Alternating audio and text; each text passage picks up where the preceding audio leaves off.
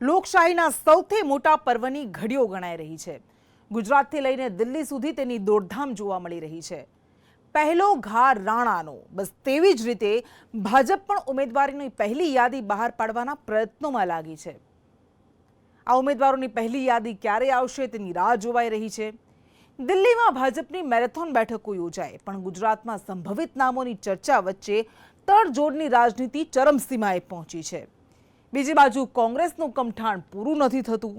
ભાજપ લોકસભાની તૈયારીમાં છે તો કોંગ્રેસ રાહુલ ગાંધીની ન્યાય યાત્રામાં। ત્યારે પહેલો ઘા ભાજપ મારી જાય તો નવાય નહીં।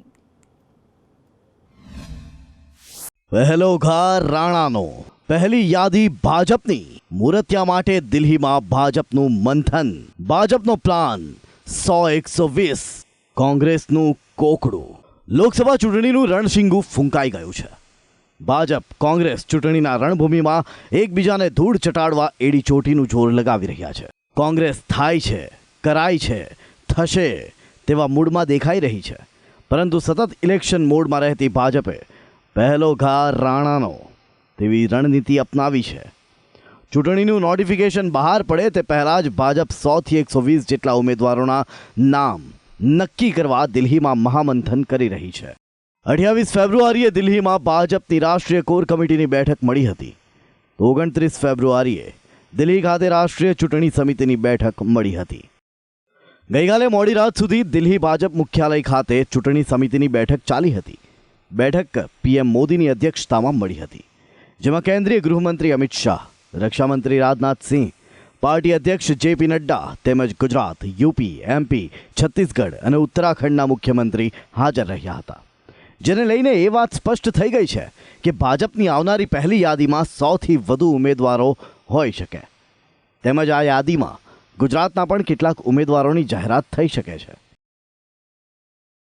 ભાજપની પ્રથમ યાદીમાં કોના નામ જાહેર થઈ શકે તેની જો વાત કરીએ તો વારાણસીથી ફરી એકવાર વડાપ્રધાન નરેન્દ્ર મોદી, ગાંધીનગરથી કેન્દ્રીય ગૃહમંત્રી અમિત શાહ, નવસારીથી CR પાટીલ,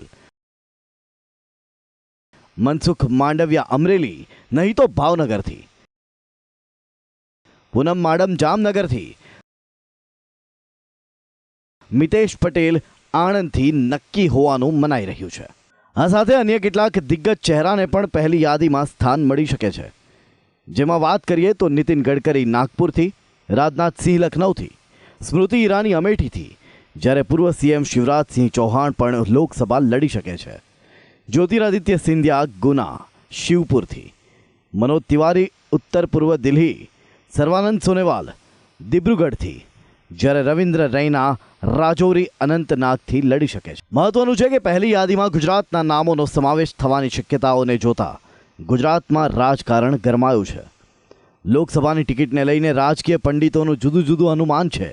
કેટલાક કહી રહ્યા છે કે ગુજરાતમાં 80% નવા ચહેરા હશે, જ્યારે કેટલાક કહી રહ્યા છે કે ગુજરાત નો રિપીટ થિયરીથી આગળ વધશે, તો બીજા કેટલાક એમ પણ કહી રહ્યા છે કે ગુજરાતમાં દિગ્ગજો સિવાય તમામની ટિકિટ કપાશે, જ્યારે કેટલાકનું જાતિના ગણિત આધારિત ટિકિટની ફાળવણી થાય તેવું અનુમાન છે।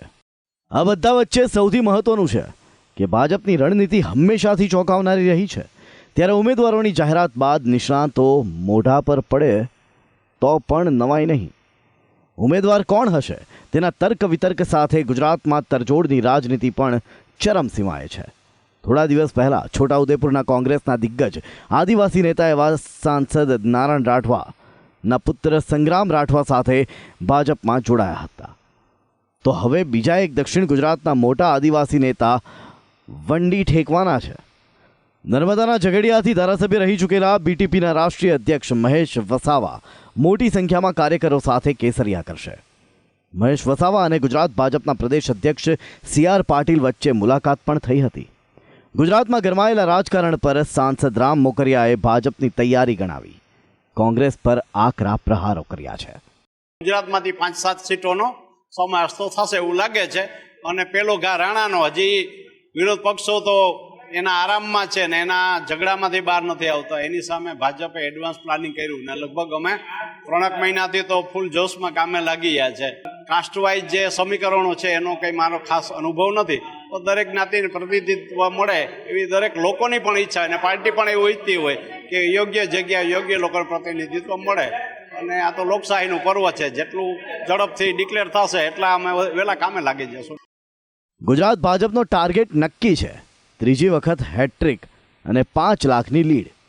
પરંતુ ગાંધીનગરની કેન્દ્રીય ગૃહમંત્રીની બેઠક માટે તો 10 લાખની લીડનો ટાર્ગેટ સેટ કરવામાં આવ્યો છે, જેની તૈયારી ભાજપે અત્યારથી જ શરૂ કરી દીધી છે. ભાજપ હું છું અમિત શાહ નામથી અભિયાન ચલાવશે, જેના પ્રચારની જવાબદારી દરેક કાર્યકરને સોંપાઈ છે.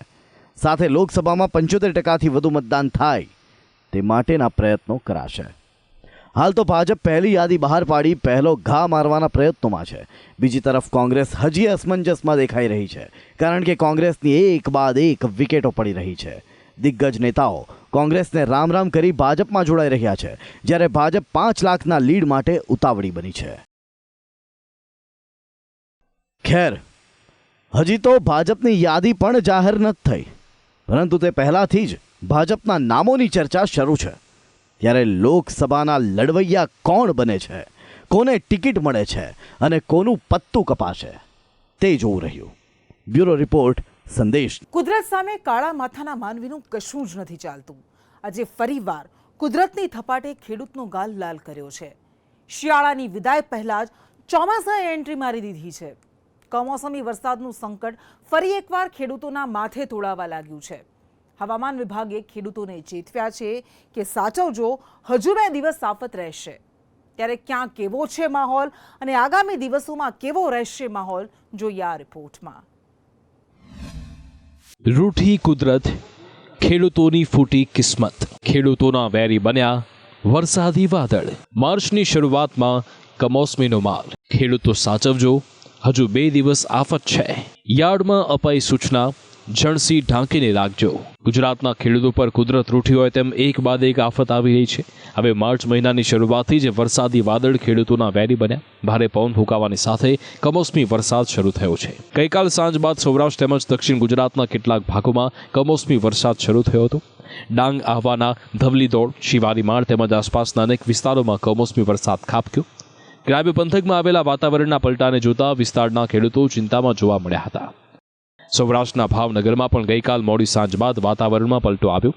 ઘોઘા પંથકના અનેક ગામમાં આફતના વાદળો વરસ્યા. ઘોઘાના મોરચંદ, છાયા, રતનપર, ગુંદી, કોડિયાક, બાડી, પડવા સહિતના વિસ્તારોમાં વરસાદ ખાબક્યો હતો. તો દક્ષિણ ગુજરાતમાં આજના દિવસની શરૂઆત વરસાદી રહી હતી. વલસાડ અને ભરૂચના કેટલાક વિસ્તારોમાં વહેલી સવારે કમોસમી વરસાદ ખાબક્યો હતો. સૂરજ ઉગતાની સાથે વલસાડના કપરાડાનું વાતાવરણ પલટાયું. કપરાડાના અનેક અંતરિયાળ ગામડામાં કમોસમી વરસાદ જોવા મળ્યો. એકાએક આવી ચડેલી આફતને કારણે વિસ્તારમાં કેરીના પાકમાં નુકસાન જેવી ભીતિ ઊભી થઈ છે. વલસાડની સાથે ભરૂચમાં પણ વહેલી સવારે કમોસમી વરસાદ આવ્યો. ભરૂચના દહેજ અને વાગરા તેમજ આસપાસના તાલુકામાં નુકસાનીનો વરસાદ ખાબક્યો હતો, જેના કારણે ખેડૂતોને ઉનાળુ પાકમાં નુકસાનની ભીતિ છે. ખેડૂતો પર કમોસમી વરસાદ આફત બનીને વરસ્યો છે, પણ હજુ તો આ શરૂઆત છે. મુશ્કેલી હજુ પણ વધશે. 2 દિવસ કમોસમી વરસાદની ગુજરાત પર ખાધ. સૌરાષ્ટ્ર, પૂર્વ અને ઉત્તર ગુજરાત વાસીઓ સાચવજો. હવામાન વૈજ્ઞાનિકોનો દાવો છે કે 2 માર્ચના રોજ પણ કમોસમી વરસાદ સૌરાષ્ટ્ર, પૂર્વ અને ઉત્તર રાજ્યના જિલ્લાઓમાં નુકસાની વેરી શકે છે. ભારે પવન સાથે કેટલાક વિસ્તારોમાં કમોસમી વરસાદની આગાહી કરાઈ છે. वो ज़िले हैं जहाँ पे मतलब रेन होने का पूर्वानुमान दिया गया है वो कल के लिए. वो ज़िले हैं बड़ोदरा है, छोटा उदयपुर है और सौराष्ट्र रीजन के लिए कच्छ है, मोरबी, सुरेंद्रनगर, राजकोट, बोटा, अमरेली, भावनगर और जो नॉर्थ गुजरात के हैं वो सारे ज़िले कल के लिए कवर हैं, जिसमें लाइट से मॉडरेट थंडरस्टॉर्म होंगे. હવામાન વૈજ્ઞાનિકનું કહેવું છે કે 2 સાયક્લોનિક સર્ક્યુલેશનના કારણે ગુજરાત પર આ વરસાદી આફત ચડી આવી છે. અરબ સાગર અને દક્ષિણ પશ્ચિમ રાજસ્થાન પર બનેલા સર્ક્યુલેશન ગુજરાતના કમોસમી વરસાદ માટે જવાબદાર છે. आज और कल के लिए जो रेन होगी इसका कारण है एक WD है जिसकी पोजीशन है अफ़गानिस्तान और नेबरहुड में, और उसी से एसोसिएटेड एक साइक्लोनिक सर्कुलेशन बना हुआ है नॉर्थ ईस्ट अरेबियन सी में, और इसके साथ ही एक और साइक्लोनिक इंड्यूस्ड साइक्लोनिक सर्कुलेशन बना हुआ है साउथ वेस्ट राजस्थान में, जिसके कारण गुजरात के इन जिलों पे बारिश होगी. આ બધા વચ્ચે હવામાનશાસ્ત્રી અંબાલાલ પટેલે ડરામણી આગાહી કરી છે. અંબાલાલ પટેલ કહી રહ્યા છે કે માર્ચના આગામી દિવસો પણ મુશ્કેલી ભર્યા રહેશે. તારીખ 7 થી 12 માર્ચ અને 14 થી 20 માર્ચ દરમિયાન ફરી એકવાર વાતાવરણ પલટાશે. ત્યારબાદ તારીખ 7 થી 11-12માં પણ હવામાનમાં પલટો આવશે. પવનો વધારે ફૂંકાશે, વાદળવાયુ જણાશે. પરંતુ તારીખ 14 થી 20માં હવામાનમાં મોટો પલટો આવશે.